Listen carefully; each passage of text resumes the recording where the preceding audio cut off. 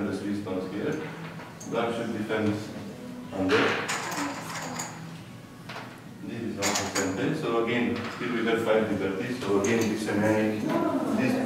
group is still won by black. And the problem is, this was the ladder that we have to consider.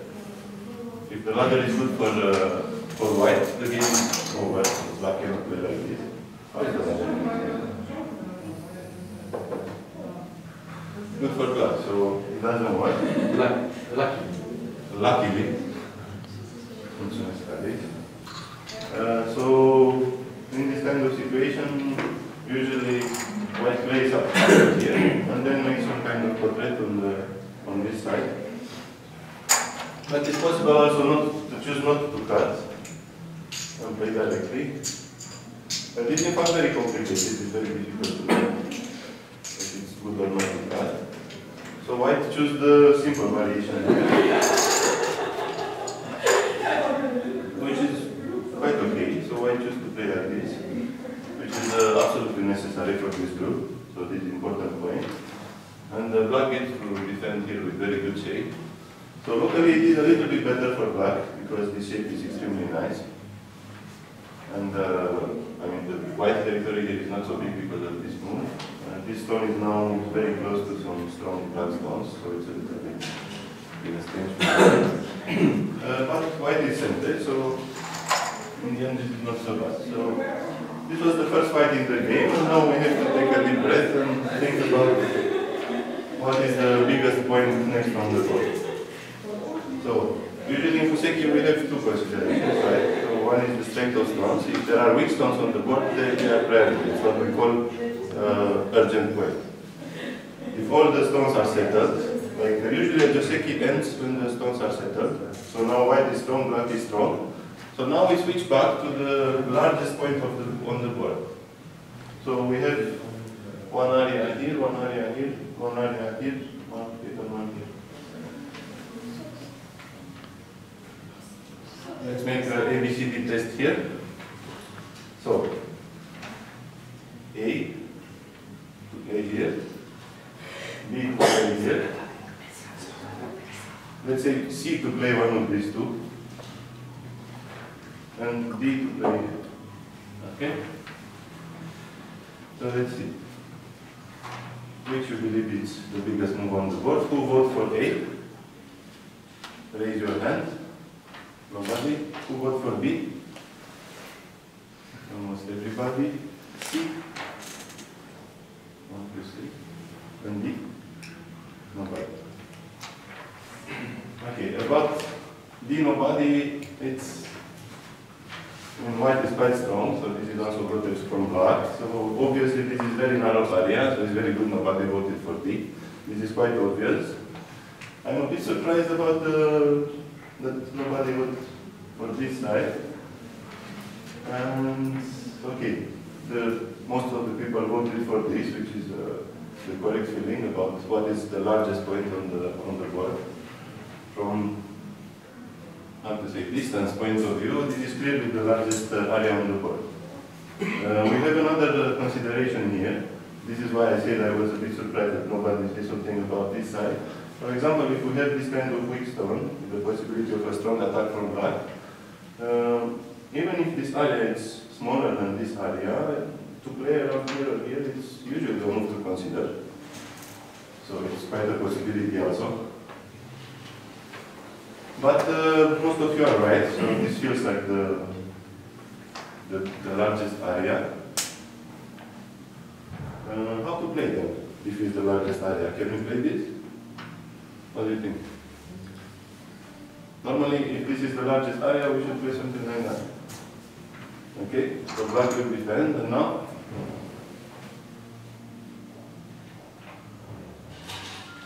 Now white to play, so I'll see what you think. Where is the next white move in this position? So we have 2 choices. Good observation, yes. Which are the 2 choices? To slide in the corner. One is to take care about this stone, so play something here, and the second? The second one is the big point. Ah, to play around here. Yes. Okay.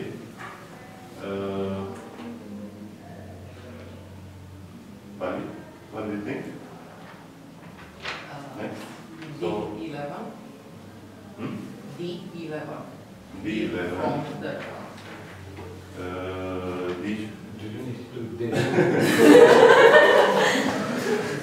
This is a problem. A, B, C, D. Okay, so D11. Okay, and somehow I liked what Artin noticed, that we have two choices, but his choices were in fact both focused on this area.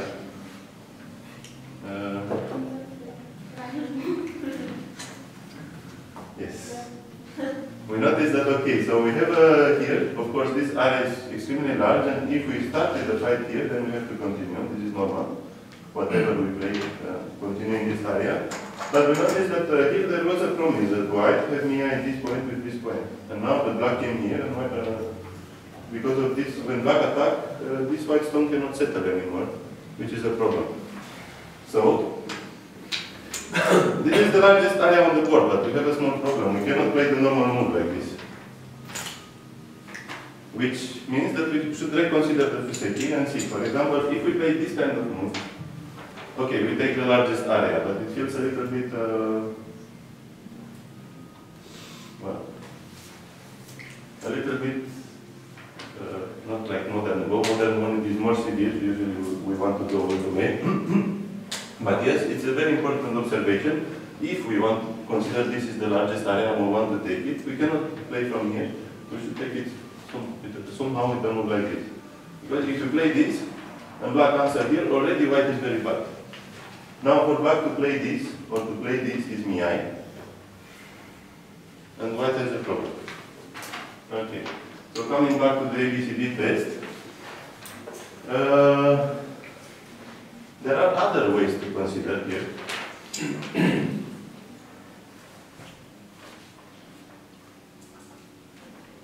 Exactly because, well, if the position was different on this side, then without thinking much, we will go for this move. Because this move doesn't really work, we can also consider, for example, this kind of move in this area, or this kind of move in this area, exactly for the reason that I said before. It's basically like the shape, for example, if we assume the shape is something like this, then clearly this is the largest area. But black also didn't make this exchange, so it's not like a promise. So, yeah, here it's an interesting part of the fuseki, and I think we have some freedom. Even for me, it's not so clear which is like the best move to play.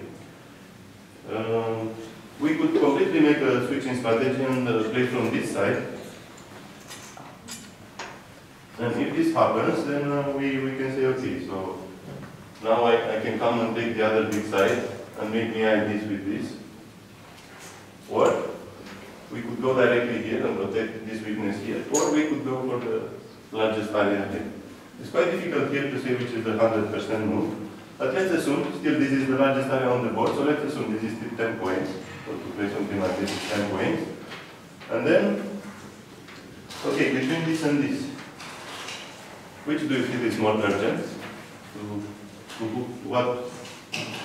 Which area you would give the 8 points from the test? So the next is 8, the third is 6, and the last move is 4 points. So it was good, nobody voted for this because it's the smallest move. Now between this area and this area, what do you think? Where is more dangerous if black attack white? On this area or on that area? Left. On the left. So if black comes like this, for example, white is more and more worried about this stone here. Okay, so somehow if we had to choose, it is very easy. It's miai, and both of them are very big to play, even this or this. So if we play in this area, for example, a move around here or here, to protect the left side, looks bigger to me. So this is like 8 points, or let's say 6 points and 4 points to finish the test. But in fact, it's quite complicated. I mean, if I would play in this game, even starting from the 6-point move, still would lead to a quite reasonable fuseki. So another important question I had to make, from this stone, if you want to protect this stone, I was pointing out this kind of move or this kind of move. Why not play, for example, like this, to make at least some connection to the stone, or even more safe, something like this? What do you think? Isn't this better? So, who preferred this move and who preferred this move? Let's vote. Who vote for this? Who vote for this? Okay, we have some supporters also for this move. Good. Yes, this is also not so bad move, but it's just about the feeling. The feeling is that black is very strong here, so there is an important principle in Go. We should stay away from strong stones. And because of this, it's much more natural to have the feeling to play something like this than to come close to the thickness here and protect this stone. This stone, after black becomes so very strong here, lost some of its importance. It's not so important anymore. So it can be sacrificed depending on how black chooses to play. Okay, so here is a turning point of the Fuseki. It's quite difficult, even for me. I mean, it's not very clear, which is a 100% move. Let's see what white chose in this position.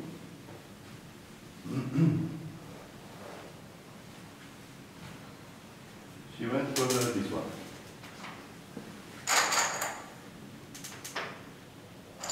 Right. So once white took this decision, now we have to revise the largest areas. Again, we have 1, 2, 3, and 4. Okay. So still, it's quite visible that this is the smallest, narrowest area. We have a problem if we should continue playing in this area or we should start playing in this area. What do you think?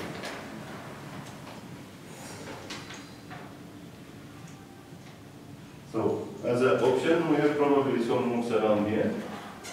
If we want to play that area, if we want to play the top area, something around here, or some daring people would play all the way to here. Or if you want to play this area, which is Navi, which is normal move, if you want to play this area. For white? Yes, for what? Slide. Slide here. This also a good move. Yes. I think it more like large spaces. For example, it's a big difference if black plays here, so white could play in this area, but how to play? Extend How many spaces? 2 spaces. 2 spaces, yes. This is the most usual way. Sometimes if we want to make like a very large area of influence in this place, we can extend 3 spaces. We invite black to invade, of course this is the weakness, but if black doesn't invade, then white has a very nice continuation here to start making a nice area. So anyway, this would be like this or this kind of moves would be the options you could play here. So now again a difficult decision for white, which move to play next. In my opinion, here for example, if black plays, then it's the perfect time to slide. And if black protects, then we can protect here. So for the moment here, doesn't look so urgent. Especially white is already here, so the power of this black move doesn't feel so great. You know, this white is reducing quite a lot the potential influence of black.